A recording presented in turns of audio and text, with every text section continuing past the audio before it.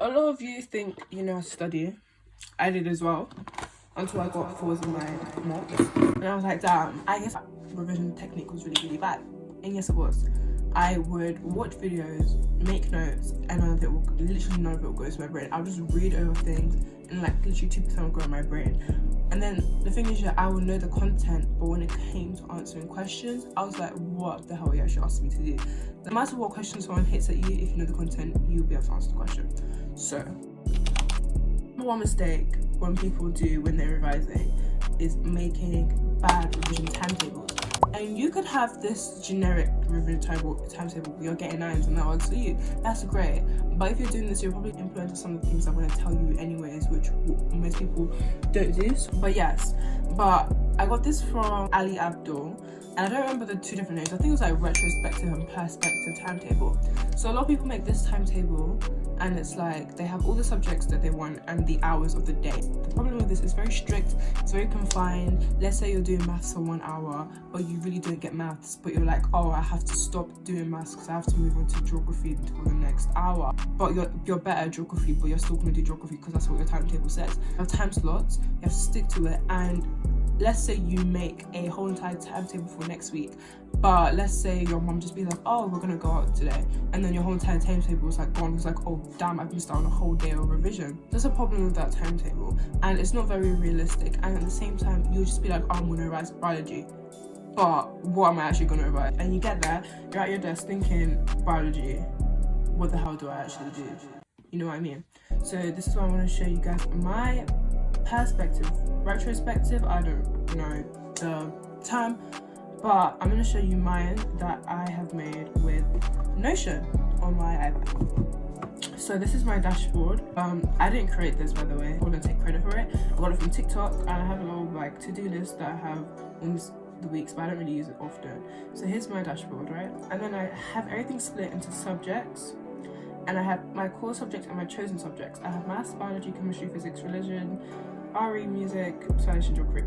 So if I take you through maths, for example, I have split into the 2 papers, paper 1, paper 2, which I'm doing for my mocks. When it comes to the GCSE, I'll just use the same topics.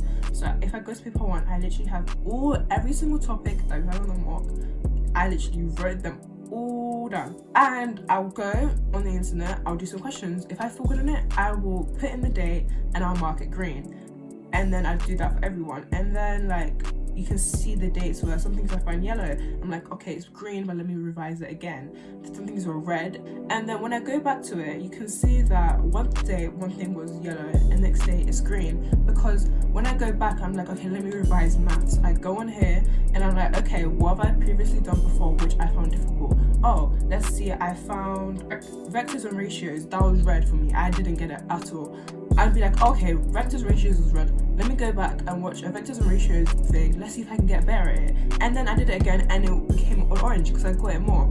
So you're not revising over stuff that you already know, because with that you're wasting your time. You're literally wasting your time. That's stuff that they do know, because they don't revise stuff that they don't know. Makes them have confidence. Like, oh yeah, I know, let me do this because I enjoy it. But like, they don't like doing the difficult stuff that they actually don't know. Which when it comes up in your test, you'll be like, oh my god, what the actual hell? I do not know any of this. All the questions that you were struggling on were going to be like the biggest mark questions, and the questions that you understood were literally 1 mark and 2 marks. So like, yeah, so let me go into a different subject. For example, let's do biology. All the sciences are the same, so chemistry, biology and physics are all the same. So let me do chemistry, for example. So some instruction in the periodic table. The bonding structures, obviously matter, positive chemistry, chemical changes and energy changes. So I literally the same concept, simple traffic light, red, green, yellow, red. And then when I come back to it, I can come back and revise it again.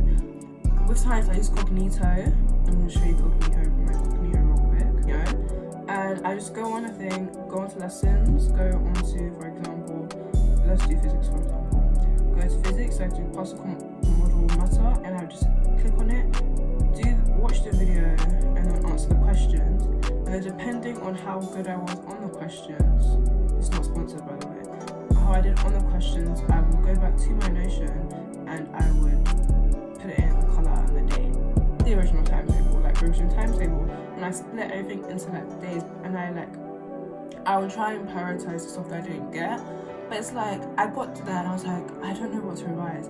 Chemistry, but what is in chemistry? So it really like helps you show what you need to do in the subject. So easy and so clear for me to see, okay, when was the last time I revised this and how did I feel when I revised it? So, and you don't have a piece of paper, everything is just neat and organized in one space. Another thing that people struggle a lot with is that they don't know how long to revise for and like timings, and like a lot of people get distracted by their phone. But what works for me is that when I'm learning content again, I just revise in 2-hour chunks, no breaks, nothing, just 2 hours. Let me just bang this out, no stops, no breaks, and then I can have a long rest after. If I want to go through a whole entire topic or science, I will revise the whole entire thing, no stops. Maths, I'll revise the whole entire thing, no stops. Then once I revised it once, I will do a Pomodoro technique. So I'll literally just go onto YouTube, watch Study With Me 2 hours, and I do 15 minutes chunks of, and then a 10-minute break, and then for every single 15 minutes I'll do a new topic. So then I get more done, so I'm not spending too much time on one subject, and I make sure I spread my revision over across of a lot of subjects, because how easy would life be if I only had one test to revise for? But no, I have like 10 tests, 10 different subjects. And make sure you give yourself breaks, and make sure you don't give yourself too long of breaks, and have some discipline. Literally have some discipline. A lot of people be like, I don't know how to revise. The best way to revise is active recall, active learning, something that's active. Don't just sit there reading your notes and then thinking, yeah, totally. Because with me, I would read something, I'll be like, yeah, I totally get this. I turn over, Mariam, say what you just read. I'm like, I don't remember anything. That's what literally happens. You're reading something, you're like, oh my god, this is so easy. Yep, totally. Yep, I get that. Yeah, I get that. When it comes to the test, you're like, what? Wait.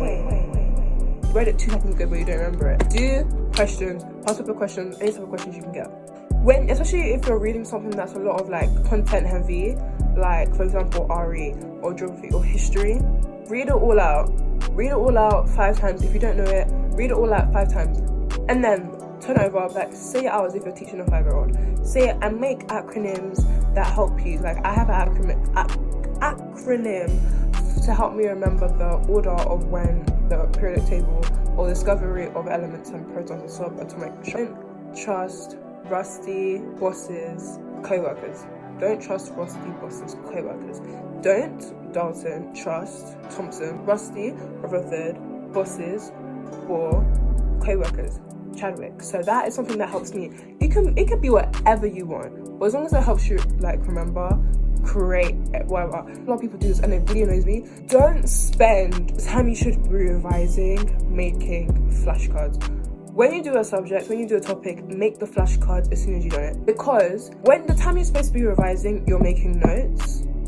And notes help it helps you retain 5% of the information. Don't spend your time making mind maps. There's oh my god, I see people make science mind maps. It just hurts my soul because literally look at my wall. All of this, I didn't make Nish. I did not make any of these ones. Can you see? I didn't make any of them.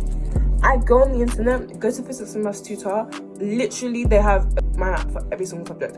Why work harder when you can work smarter? I don't need to spend my time making my notes. I need to spend time actively revising. Because a lot of people just just make some cute little notes and then write it down. No. If the resource is there for you, just get it. Obviously, if you have a subject that's really underrated, like music or something, that the mind maps are not already created for you, then you can create them. But don't think revising is making the notes. Editor Mariam here. Disclaimer, I'm not saying that the only way to revise is literally this GCSE maths revision tool. Anyways, by revising actively all the time. Yes, that's the most effective way. And if rewriting notes help you, because repetition is the mother to all learning, and if rewriting notes helps you learn, then that's great for you. If you know it works for you, then why are you even on this video? Because you know how to revise already. These are people that are struggling with revision, and if you know that you have been writing down notes in the past and you know you're not fully focused, or you know you're distracted and it doesn't work for you, then you should try a different method because that's clearly not working for you. Revising is actively knowing if you know it, doing questions, using flashcards, look, cover and saying it, doing past papers. That's all the active stuff, because you need to know the content inside and out, because the test is not going to be on how neatly you can write notes or how nicely you can make mind maps. That's not what the test is going to be about. To get better at anything is to practice. To get better at English, you need to do past paper questions and write essays, because you could have all the quotes in the world. If you don't know how to write them down and put them on paper, then I'm sorry, but printed out a past paper question yesterday, right? Got 68 out of 100. Now, I'm not just going to leave this and call it a day. I'm going to go back, see what I got wrong, and then I know that, okay, this is stuff that I don't get, so let me revise it more. So if questions that I got wrong, or a topic of a question that I got wrong in the test comes up, I revise it and I know it, and it just makes you get better grades. Like, getting good grades is not a thing of whether you're smart or not. It's whether you effectively revise and know how to revise smart. Literally anybody can go from a grade 4 to a grade 9. Like, it's all about whether you're ready to put in the work, and whether you revise effectively, and whether your revision techniques are scientifically proven to help, and whether you're just doing this for the aesthetic. So, to become better at revising, you need to take these tips. You have to.